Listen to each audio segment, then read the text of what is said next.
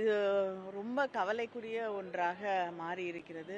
தினம் ஒவ்வொரு நாளும் ஒன்று இல்லை ஒன்றுக்கும் மேற்பட்ட இப்படிப்பட்ட குழந்தைகளுக்கு எதிரான பெண்களுக்கு எதிரான குற்றங்கள் தொடர்ந்து நடைபெற்று கொண்டிருக்கிறது. அது மட்டும் இல்லாமல் குழந்தைகள், இளைஞர்கள் என்று சிறுவர்கள் கூட தாக்கப்படக்கூடிய ஒரு சூழல் நாம் சந்தித்து கொண்டிருக்கிறோம்.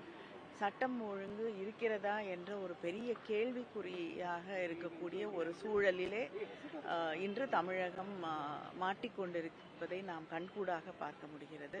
புதிதாக பதவியேற்றிருக்கக்கூடிய அரசு அவர்களுக்கு போதிய அவகாசம் தரப்பட்டிருக்கிறது. இதற்கு பிறகு கூட சூழ்நிலையை அவர்கள் சரி செய்யவில்லை என்றால் நிச்சயமாக மக்களுடைய அவநம்பிக்கைக்குத்தான் அவர்கள் தொடர்ந்து ஆளாக வேண்டியிருக்கும் என்பதை அவர்கள் புரிந்து கொள்ள வேண்டும்.